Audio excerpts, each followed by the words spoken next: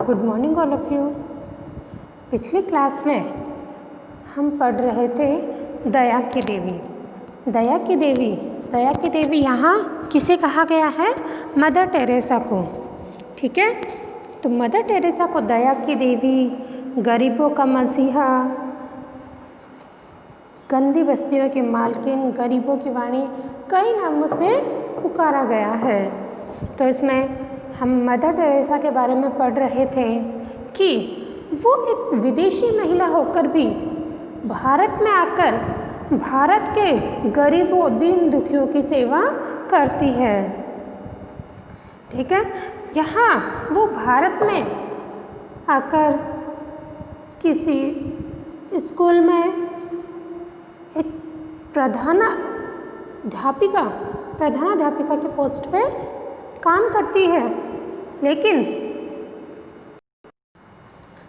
वे गरीबों, दीन दुखियों की सेवा करने के लिए ईसा मसीह से प्रेरित होती है। एक बार रात में उनके अचानक से नींद खुल गई।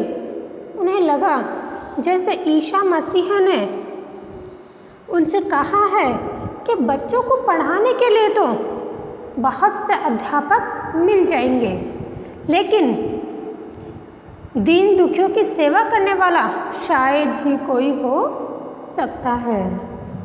तुम उनकी देखभाल और सेवा करो। मदर टेरेसा को लगा कि ईसा मसीह ने स्वयं उनसे आकर कहा है कि वे गरीबों, दीन दुखियों की सेवा करें। और दूसरे दिन सुबह स्कूल, विद्यालय में जाते ही ये मदर टेरेसा ने स्कूल में प्रधानाध्यापक का जो इनका पद था उससे इन्होंने इस्तीफा दे दिया, अर्थात उस नौकरी को छोड़ दिया। ठीक है, अब हम आगे पढ़ेंगे। देखिए, उनके लिए सबसे बड़ी कठिनाई थी कलकत्ता जैसे घनी आबादी वाले नगर में स्थान पाना। मदर टेरेसा जब विदेश से इंडिया आई थी तो सबसे पहले कहाँ आई थी? वो कलकत्ता में। और उनके लिए कलकत्ता में सबसे बड़ी कठिनाई क्या थी? उस घनी आबादी वाले नगर में, कलकत्ता में अपना स्थान बनाना। वे सभी सरकारी दफ्तरों में भागदौड़ करती रही, बड़े बड़े अधिकारियों से मिलती रही और मिन्नतें करती रही। कोई ऐसा स्थान दे दीजिए जहां वृद्ध आराम से मर सके। वो अधिकारियों से मन्नतें करती रही, प्रार्थना करती रही कि उन्हें एक ऐसा स्थान दे दीजिए जहां बूढ़े लोग आराम से मर सके। ठीक है, आखिर उन्हें काली मंदिर के पास एक धर्मशाला का छोटा सा हिस्सा मिल ही गया। मदर टेरेसा की कोशिश रंग लाती है और उन्हें कलकत्ता के काली मंदिर के पास एक धर्मशाला का थोड़ा सा हिस्सा मिल ही गया। वहीं उन्होंने अपना पहला आश्रम खोला। उन्होंने इस आश्रम का नाम निर्मल हृदय रखा। मदर टेरेसा ने अपने आश्रम का नाम क्या रखा? निर्मल हृदय। देखिए, निर्मल हृदय यानी जहाँ धर्म, देश, जाति, रंग, रूप आदि का कोई बंधन न हो। तो मदर टेरेसा ने अपने इस आश्रम का नाम निर्मल हृदय इसीलिए रखा है कि इनके आश्रम में किसी भी प्रकार का कोई भेदभाव न हो, चाहे धर्म को लेकर हो, चाहे देश को लेकर हो, चाहे जाति को लेकर हो, रंग, रूप आदि। ठीक है, किसी के प्रति घृणा, किसी के प्रति नफरत नहीं हो, द्वेष नहीं हो और या भेदभाव न हो। किसी के साथ भी घृणा, नफरत, ईर्ष्या भावना, किसी के साथ भी कोई भेदभाव न हो। किसी के प्रति किसी प्रकार का पक्षपात न हो, किसी के साथ भी किसी भी प्रकार का कोई तरफदारी न हो, असहाय लोगों का उसमें स्वागत हो। असहाय लोग, जिनकी सहायता करने वाला कोई नहीं हो, ऐसे लोगों का इस आश्रम में स्वागत है और वे अपना घर जैसा समझे, वे इस आश्रम को अपने घर जैसा ही समझे। अब आप सोच रहे होंगे कि उस दयालु महिला का नाम क्या था, जो गरीबों की इतनी सेवा कर रही है, उनकी सहायता कर रही है। उस महिला का क्या नाम, कहाँ की रहने वाली थी, उनका बचपन का नाम। देखिए, अब आप सोच रहे होंगे कि जो ये दयालु महिला है वो कौन है, उसका नाम क्या है, वह कहाँ की रहने वाली है। तो देखिए, उनका बचपन का नाम, जो दयालु महिला है उनके बचपन का नाम है एग्नेस गोंसवा बेजास्वी। ठीक है, था। नन बनने के बाद उन्होंने अपना छोटा सा नाम टेरेसा रखा। नन बनने के बाद उस दयालु महिला ने अपना नाम क्या रखा, टेरेसा। बाद में वे मदर टेरेसा कहलाने लगी। बाद में वे किस नाम से जाने जाने लगी, मदर टेरेसा। मदर टेरेसा का जन्म 27 अगस्त 1910 ईस्वी को यूगोस्लाविया। मदर टेरेसा का जन्म कब हुआ था, 27 अगस्त 1910 को यूगोस्लाविया के स्कोप्जे नगर में हुआ था। उनके माता पिता अल्बानिया के निवासी थे। मदर टेरेसा के माता पिता कहाँ के निवासी थे, अल्बानिया के। 18 वर्ष की उम्र में ही 18 वर्ष की उम्र में ही वे नन बन गई थी, नर्स बन गई थी। डबलिन में उन्होंने धार्मिक शिक्षा ली। मदर टेरेसा ने धार्मिक शिक्षा कहाँ से ली, डबलिन से। और 1929 ईस्वी में कलकत्ता चली गई।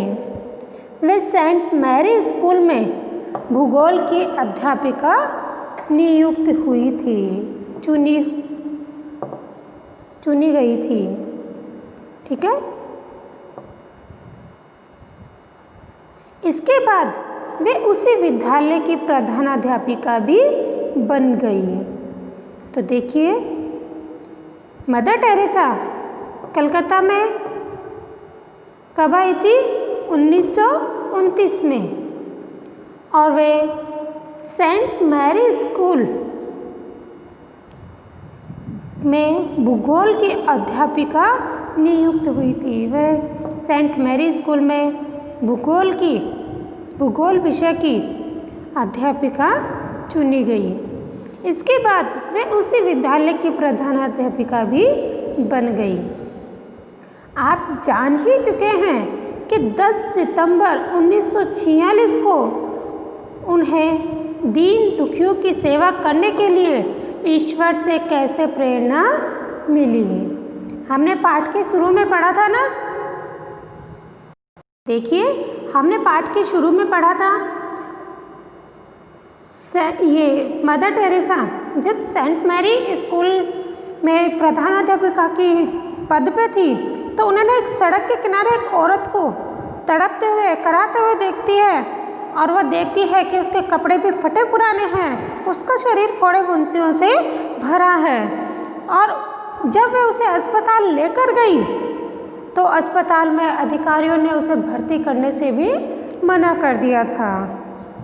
ठीक है, और वहीं से उन्होंने दीन दुखियों की सेवा करने का निर्णय किया था। तो देखिए, आप जान ही चुके हैं कि 10 सितंबर 1946 ईस्वी को उन्हें दीन दुखियों की सेवा करने के लिए ईश्वर से कैसे प्रेरणा मिली। उन्होंने पटना में नर्सिंग परिचर्या का प्रशिक्षण लिया। वहाँ से उन्होंने वो ट्रेनिंग की, नर्सिंग की ट्रेनिंग की और 1948 में अपना प्रथम आश्रम कलकत्ता में बनाया। अपना प्रथम आश्रम कलकत्ता में कब बनाया? 1948 में। और उस आश्रम का क्या नाम था? निर्मल हृदय। तब से वे लगातार दीन दुखियों तथा बीमारों की सेवा करने लगी। इस समय उनकी संस्था अनेक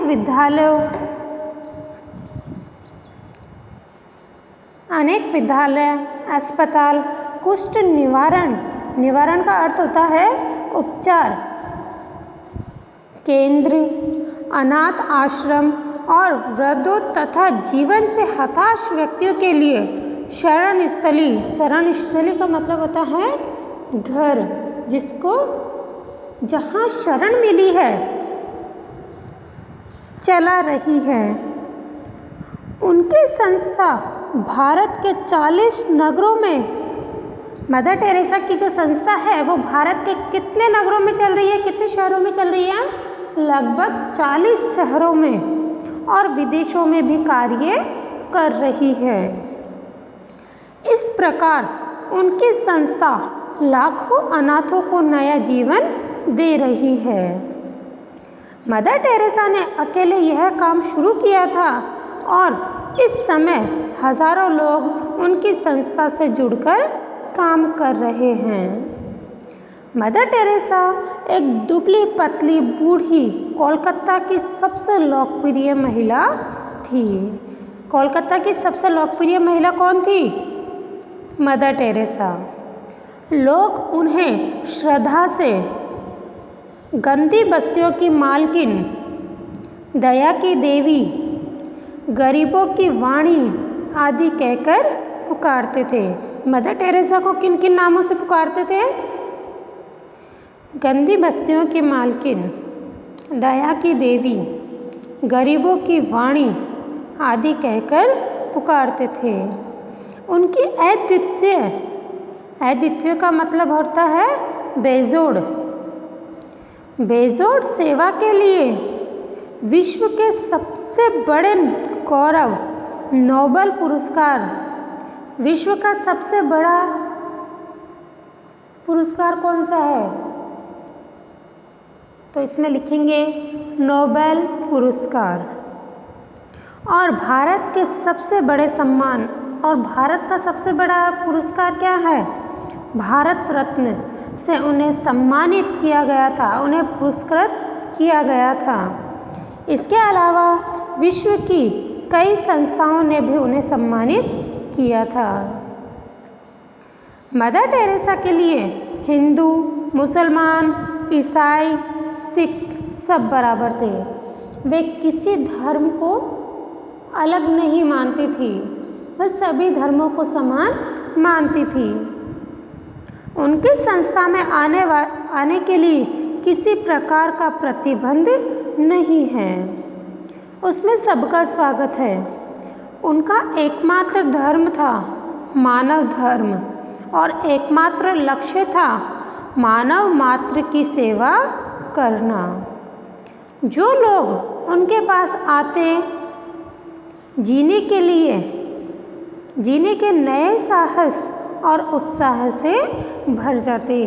जो लोग जीने की आस छोड़कर भी उनके पास आते तो उनमें भी जीने के लिए एक नया साहस और उत्साह भर जाता। जब वे मरने वाले लोगों को भी अपनी गोद में सुलाकर कहती, मित्र, ईश्वर के पास जा रहे हो, शालीनता से जाओ। वे जो मरने वाले लोग होते हैं उनको भी अपनी गोद में सुलाती और कहती कि हे मित्र, तुम ईश्वर के पास जा रहे हो, तुम मर रहे हो, लेकिन शिष्टाचार से तो जाओ। तो वे बड़ी राहत महसूस करने लगते। मदर का कहना था, मेरे पास दौलत की कमी हो सकती है पर प्यार की कमी नहीं है। प्यार जीने का बहुत बड़ा सहारा है। बच्चों, आपको भी रुपए पैसे के पीछे नहीं भागना है। आप अपने मन में प्यार रखिए, प्रेम भावना रखिए। आप इस पूरे संसार को अपना बना सकते हो। यदि किसी व्यक्ति को प्यार मिल जाता है तो उसमें अपने आप जीने की चाह जाग जाती है। मदर टेरेसा की मृत्यु 5 सितंबर 1997 ईस्वी को हो गई थी, किंतु अपनी सेवा भावना और मानव मात्र के प्रति प्रेम के कारण वे आज भी हम सबके बीच अमर है। आज भी वो जिंदा है। मानवता की सेवा की और सबको बांटा प्यार।